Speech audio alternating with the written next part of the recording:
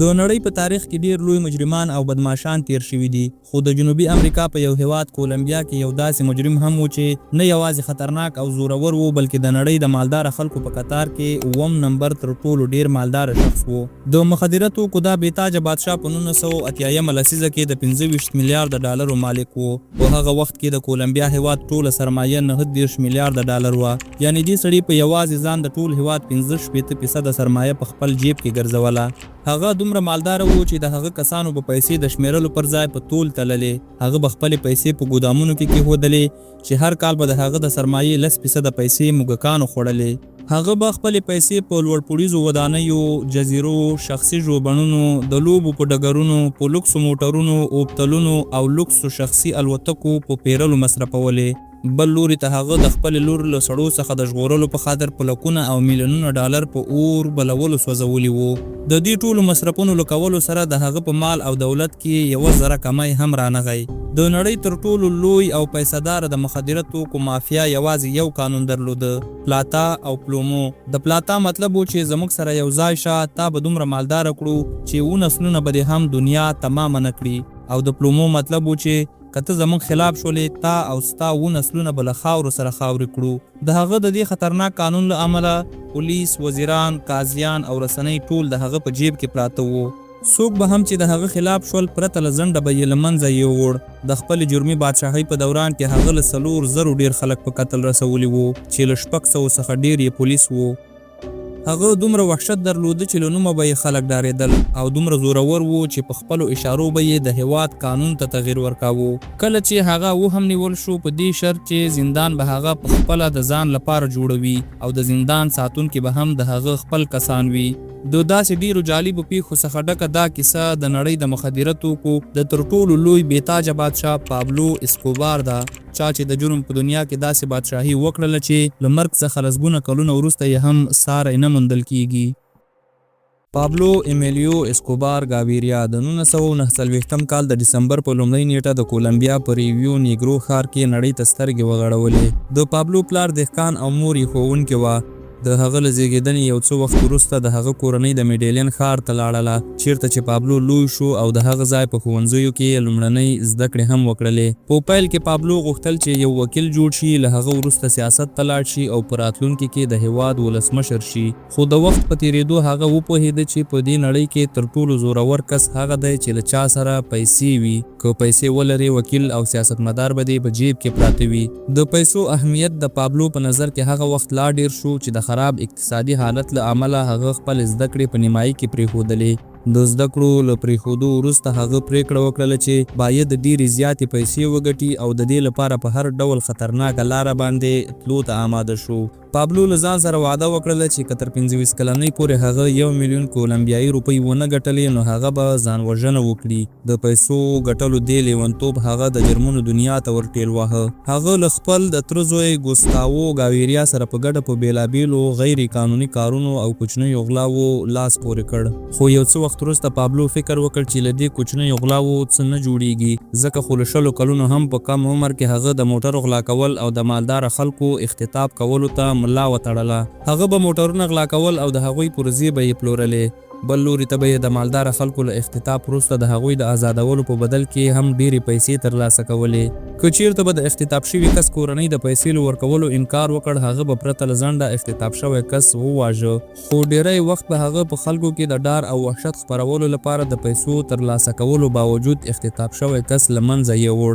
لکه څنګه چې په 1901 کال کې هغه یو نامتو سوداګر ډیګو یچاواریا اختطاف کړ او د هغه د خوشي کېدو په بدل کې یې د 50,000 ډالرو غوښتنه وکړله. د هغه د غوښتنې سره سم هغه د 50,000 ډالر ورکړل شول، خو بیا هم هغه نامتو سوداګر ډیګو له منځه یووړ. د پابلو دا غلاګانې او اختطافونه همداسې روان وو او کومه وعده چې هغه له ځان سره کړې وه چې د 25 کالونو په عمر کې به 1 میلیون کولمبیایي روپۍ ګټي، هغه وعده یې د 22 کالونو په عمر کې پوره کړله او یو لوی میلیونر جوړ شو. یو خوا د هغه د جرمونو او غلاو په ډېرېدو د نورو غلو او اختطاف ترانسپورټ کوونکو په منځ کې د ده رتبه لوړېدله، خو بلخوا پولیس هم د ده په لټه کې سرګردانه ګرځېدل. د پولیسو له منګولو په بیا له تښتېدو وروسته بالاخره په 1940 کال کې د موټر د غلا په وخت پابلو د پولیسو له لوري ونیول شو. هغه څو میاشتې په زندان کې و، خو زندان ته له تلو سره د هغه حوصله کمه نه شوه، بلکې هغه نوې لارې چارې وموندلې. پابلو پولیسو ته رشوت ورکول پیل کړل او خپل کار یې روان وساته. د پابلو مقصد یوازې ډېرې پیسې ګټل و، ځکه خو به چې هغه په کوم کار کې ډېرې پیسې ولیدلې، هغه ته به یې لاس اچاوه. هغه لومړی د پیسو لپاره د موټرو غلا، اختطاف او د قتل په څیر کارونه کول، خو کله چې هغه ته د مخدره توکو د کاروبار معلومات وشو، هغه پوه شو چې د باقي ټولو کارونو ګټه د مخدره توکو د ګټې په وړاندې هیڅ ده. دا د 1980 لسیزې هغه وخت و چې د کولمبیا څخه امریکا ته د مخدره توکو په قاچاق کې بې حده ډېرې پیسې وي، ځکه خو پابلو هم همدې کار ته ملا وتړله. په پیل کې هغه د نورو مافیایي کسانو لپاره کار کاوه چې له هغوی څخه یې د دې کار طریقې، لارې چارې زده کړلې او د دې کار مهم کسان یې هم وپېژندل. پابلو پوهېده چې ډېرې پیسې او لوی نوم بل چاته په کار کولو کې نه موندل کیږي، ځکه خو هغه په دې دنیا کې د بادشاه د جوړېدو پریکړه وکړله. پابلو فکر کاوه چې د مافیا په دې نړۍ کې د بریالیتوب لپاره باید دلته موجود لوی لوبغاړي له منځه یوسي. په همدې اساس هغه په 1975 کال کې د مافیا یو ډېر لوی کس پابلو رستریپو وواژه او د هغه کسان یې په دې شرط پرېښودل چې له دې وروسته به یوازې ده ته کار کوي. له دې پیښې وروسته د مخدره توکو په نورو قاچاکبرانو کې د پابلو ډار خپور شو چې له همدې کبله هغه ته پرمختګ نور هم اسانه شو. را روان د 1970 کال د هغه لپاره د ډیرو بدلونونو او پرمختګونو کال و. هغه د موټرونو په ټیرونو، تلویزیونونو او د ماهیانو په خېټه کې د موادو د لیږد سره سره د الوتکې په ټیرونو کې هم د موادو لیږد پیل کړل او د دې کار په بدل کې به یې هر وار پیلوټ ته 15 لکه امریکایي ډالر ورکول. په همدې ډول د پابلو کار مخ په زیاتېدو روان و. کله چې هغه ډېرې پیسې پیدا کړلې، هغه خپل سبمرینونه یا اوبتلونه او الوتکې وپیرلې او د هغوی په مرسته یې له کولمبیا سره سره له پیرو، بولیویا او ایکواډور څخه هم امریکا ته د موادو لیږدول پیل کړل. د حیرانتیا خبره دا وه چې پابلو به 40 ساعته د مخدره توکو سره تیرول، خو بیا هم هغه د مخدره توکو په استعمال روږدی نه شو چې له همدې کبله د هغه ملګرو په ده ډېر اعتبار هم کاوه. د همدې 1970 کال په مارچ کې پابلو له خپلې ملګرې ماریا ویکټوریا هیناو سره واده وکړ چې یوازې 15 کلنه وه او له ده څخه پوره 11 کاله کوچنۍ وه. خو دې کال د پابلو ژوند ته یوازې کامیابۍ او خوشحالۍ نه وې راوړې، بلکې د پابلو په قسمت کې یې د زندان هوا هم لیکلې وه. د 1970 کال د جون په 9 نیټه د کولمبیا استخباراتو د پابلو د موټرونو په ټیرونو کې 40 پاونډه مخدره مواد ونیول چې له همدې کبله یې پابلو او د هغه 6 ملګري ونیول او زندان ته یې واچول. خو هغه په زندان کې ډېر وخت نه پاتې کېده، ځکه هغه اوس د جرمونو د دنیا یو بهترین لوبغاړی جوړ شوی و او پوهېده چې په کوم وخت کې باید څه وکړي. پابلو ځینو پولیسو، وکیلانو او قاضیانو ته رشوت ورکړ او له زندان څخه د باندې راووته او نورو ته د پند اخیستو په خاطر پابلو له زندان څخه له وتلو سره سم هغه 2 د استخباراتو کارکوونکي ووژل کومو چې دی نیولی و. له همدې ځایه پابلو دنیا ته ور وښودل چې یا خو له موږ سره یو ځای شئ او یا خو به ووژل شئ، او همدې ته هغه د پلاتا او پلومو نوم ورکړ. پلاتا یعنی له ما سره یو ځای شه، دومره پیسې به پیدا کړې چې 19 نسلونه به دې هم تمامې نه کړي، او پلومو که زما په خلاف شوې، نه یوازې ته بلکې ستا ټول خاندان به له منځه یوسم. خبریالانو که پولیس، وزیرانو او که قاضیان، د ټولو په وړاندې پابلو یوازې همدا 2 انتخابه کېښودل او د همدې علت و چې ټول په رشوت اخیستلو عادت شول او د پابلو کاروبار ورځ تر بلې په ډېرېدو شو. د بې حده ډېرو پیسو له ګټلو وروسته هغه د نارمنسکي په نوم په یوه جزیره کې ډېره زیاته ځمکه واخیستله او هلته یې 1 کیلومتر اوږده رنوې یا د الوتکو لپاره ځغاستلیکه هم جوړه کړله. له دې سره پابلو الوتکې، کښتۍ او کورونه هم واخیستل. هغه د مخدره توکو د ساتلو لپاره هلته لویې سړې خونې یا ګودامونه هم جوړ کړل. له دې سره دا جزیره د پابلو د کاروبار په مرکز بدله شوله. هغه دا ځای له ډېر سوچ او فکر وروسته انتخاب کړی و، ځکه چې له دې ځای څخه د امریکا فلوریډا د کولمبیا په پرتله ډېره نږدې وه چې هغه کولی شوی چې لا په تیزۍ سره امریکا ته مواد ولیږدوي. پابلو اوس په نړیواله کچه د مخدره توکو یو بېتاجه بادشاه جوړ شوی و او امریکا ته 80% لیږدونکي مواد د ده وو. له دې سره هغه مکسیکو او سپین ته هم د موادو لیږدول پیل کړل. د هغه کاروبار دومره لوی شوی و چې هره اونۍ به یې 420 میلیونه ډالر ګټل او په ټوله نړۍ کې هغه ته د کوکینو بادشاه هم ویل کېدل. له هغه سره دومره ډېرې پیسې وې چې د میاشتې به یې د $2500 یوازې په بنډلونو تاویدونکي ربړونه اخیستل. د پیسو شمیرل ستونزمن شوي وو، ځکه خو به یې د هغوی شمیر په تله کې د تللو په اندازه معلوماوه او په ګودامونو کې به یې کېښودلې. هغه د بې حده پیسو په لرلو په هوا کې ګرځېده او اوس یې د خپل کوچنیوالي خوب او خواهش پوره کولو ته ملا وتړله. هغه له کوچنیوالي هیله لرله چې په سیاست کې یو لوی نوم ولري. یو خوا د هغه هیله وه، بل خوا یې فکر کاوه چې که په سیاست کې لوی نوم پیدا کړي بیا به یې هیڅ وخت قانون مخه ونه شي نیولی. د همدې پلان د عملي کولو لپاره هغه د غریبو خلکو لاسنیوی پیل کړل. هغه د غریبانو لپاره کورونه، ښوونځي، روغتونونه، کلیساوې، پارکونه او د لوبو ډګرونه جوړ کړل چې د همدې کار له کبله پابلو د خلکو په منځ کې ډیر محبوبیت پیدا کړ. له همدې محبوبیت څخه د ګټې اخیستنې لپاره پابلو د کولمبیا په پارلماني انتخاباتو کې ځان نوماند کړ او د 1982 کال په نومبر کې د انتخاباتو له ګټلو وروسته پابلو په رسمي ډول د کولمبیا د پارلمان غړی وټاکل شو. نړۍ په دې حیرانه وه چې د کولمبیا تر ټولو لوی مجرم څه ډول د دې هیواد تر پارلمانه ورسېده. پابلو اوس غوښتل چې په سیاست کې لا وړاندې لاړ شي او بالاخره د هیواد ولسمشر شي، خو له دومره ډېرې جرمي سابقې سره ولسمشري خو لرې خبره ده، هغه ان د پارلمان څوکۍ هم ونه شوی ساتلی. د عدلیې وزیر روادریګو لارا بونیلا د هغه تیرو ټولو جرمونو ته په کتو د هغه په وړاندې څېړنې پیل کړلې. نه یوازې د پابلو په وړاندې د هغه د پخوانیو جرمونو قضیې پرانیستل شوې، بلکې د مخدره توکو په پیسو اخیستل شوې ځمکې او الوتکې یې هم د دولت له لوري ضبط شولې. د ایل اسپیکټاډور په نوم ورځپاڼې د دې هر څه په خپرولو د پابلو د ژغورل کېدو چانس نور هم کم کړ. پابلو فکر وکړ چې هسې نه چې د حکومت او سیاست په لالچ کې له خپل ټول دار و مدار څخه لاس ووینځي. په همدې خاطر د 1984 کال په جنوري کې هغه د پارلمان له څوکۍ څخه استعفا وکړله. خو د دې کار د بدل اخیستو لپاره پابلو د عدلیې وزیر او د ایل اسپیکټاډور ورځپاڼې مشر په بېرحمۍ سره ووژل. د پابلو ډیرودونکو جرمونو د کولمبیا دولت ته د سر درد جوړ کړی وو، ځکه یې د هغه د نیولو پریکړه وکړله. د کولمبیا دولت له امریکا سره یو قرارداد هم لاسلیک کړ، د کوم له مخې به چې هغوی په کولمبیا کې د پابلو په څیر د مخدره توکو قاچاکبران نیول او امریکا ته به یې سپارل. او پابلو خو بیا هغه کس و چې امریکا ته لیږدونکي مخدره توکي 80% د ده وو، ځکه خو امریکا په بې صبرانه ډول غوښتل چې پابلو د دوی لاس ته ورشي. بل خوا پابلو هم یوازې له امریکا څخه ډارېده. هغه فکر کاوه چې که په کولمبیا کې بندي شي هر وخت چې وغواړي بیرته راوتلی شي، خو که یو ځل د امریکایانو لاس ته ورغی له هغه ځایه یې راوتل ناممکنه خبره ده. پابلو د کولمبیا د حکومت په وړاندې شرط کېښوده چې که چیرته امریکا ته دی ونه سپاري هغه به پخپله دوی ته تسلیم شي، خو د کولمبیا حکومت یې دا شرط رد کړ. له دې وروسته پابلو د کولمبیا دولت ته یو ځل بیا وړاندیز وکړ چې که چیرته امریکایانو ته دی ونه سپاري هغه به د کولمبیا د دولت $10 میلیارډ قرض پرې کړي.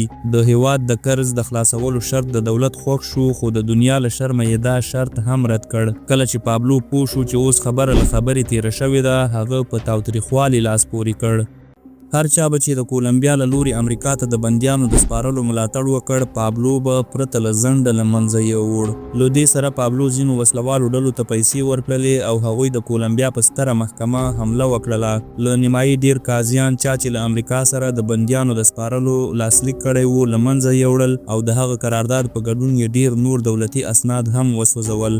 پابلو اوس د خپل هیواد په خلاف جنگ پیل کړی وو، خو د هغه ستونزې د کمیدو پر ځای نورې هم ډیرېدلې. کله چې ورجیلو بارکو وارګاس د کولمبیا نوی ولسمشر وټاکل شو، هغه له امریکا سره یو ځل بیا د بندیانو د ورسپارلو قرارداد لاسلیک کړ او له دې سره سم د امریکایي استخباراتو په ګډون د کولمبیا پولیسو د پابلو په ګودامونو چاپې پیل کړلې او د هغه مواد ضبط کول یې پیل کړل. پابلو په ډیر بد وضعیت کې راګیر وو، یو خوا د کولمبیا دولت، بل خوا د امریکا دولت او دریم لوري ته د مخدره توکو په مافیا کې د هغه دښمنان په پابلو پسې د سیوري په څیر ګرځېدل. بالاخره د 1989 کال را ورسېده او د پابلو سرمایه $25 میلیارډ وښودل شوه چې د دومره سرمایې په لرلو په هغه وخت کې پابلو د نړۍ 9 مالداره شخص یادېده.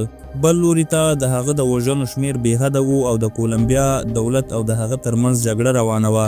له ډیر تاوتریخوالي او وژنو وروسته بالاخره په 1991 کال کې د کولمبیا دولت امریکا ته د بندیانو د ورسپارلو قرارداد لغوه کړ او ویل کېږي چې د دې تر شا د پابلو اسکوبار لاس وو. بالاخره پابلو د 1991 کال د جون په میاشت کې په دې شرط دولت ته تسلیم شو چې هغه به د ځان لپاره په خپل زندان جوړوي او د زندان ساتونکي به هم د خپل کسان وي، او بل شرط یې دا و چې د زندان په 19 کیلومتري کې به د کولمبیا پولیس تګ راتګ نه کوي.